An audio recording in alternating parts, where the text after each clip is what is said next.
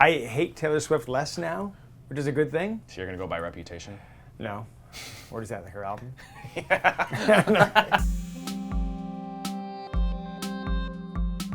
What role do you think celebrities, athletes, CEOs, and so forth should play in our political discourse? If you're attempting to jump into the political conversation, I would just hope you're coming at it from a genuine place. Everyone can say, what they want to about issues.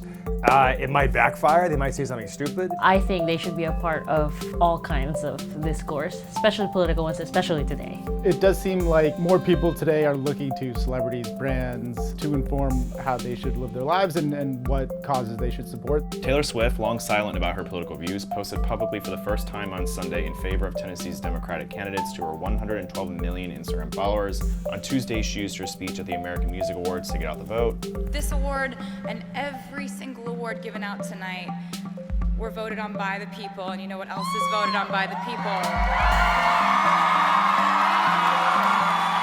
Is the midterm elections on November 6th. Get out and vote. I love you guys. What do you make of Taylor using these platforms in this fashion? For something that's a civic duty, like go out and vote and go out and register to vote, that's great. I mean, the more of that, the better. Good on her to sort of voice her opinion. People, especially young people, just don't go out and vote. And so, big, drastic national policies are enacted based on the opinions of old white people, basically. I mean, it's about fucking time, sorry. Taylor should have been prompted to speak out much earlier whenever it was MAGA that was like basically propping her up to be their little like singing starlet. Why do you think it took so long for her to speak out politically? Coming out of the country music world, initially she does still have a lot of that, I think, fan base who tend to be more conservative, and so maybe she was worried about upsetting them by supporting Democratic candidates. Had this been an issue when she first came out, when she really was like kind of strictly a country music star, I could understand that a little bit better, but she has long transitioned out of that and is now just kind of like a normal pop star. Kanye West has been shamed by some in his fan base for supporting President Trump.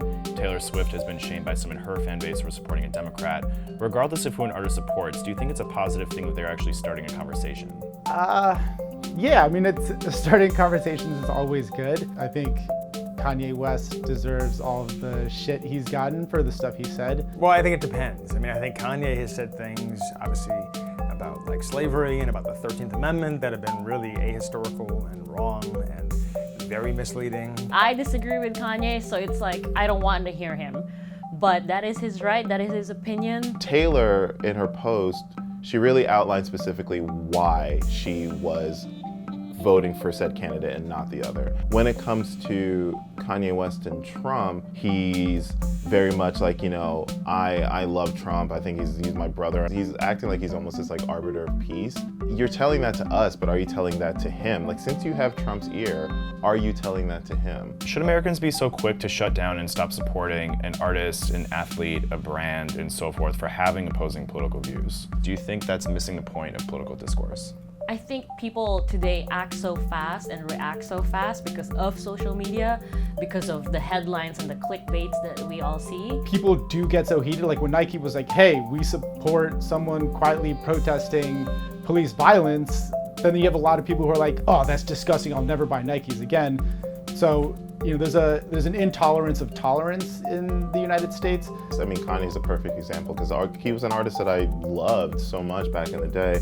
And it's an artist that I really can't bring myself to support now. I know that I have not stopped listening to him. I just try to tell myself that that's like another personality that he has.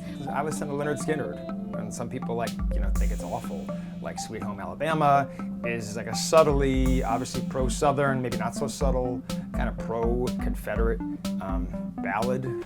But I think the music or the art can stand apart in most cases from the political views. I get why people would feel like they should separate themselves from all that political discourse. But right now, there's like a thin line between entertainment and politics.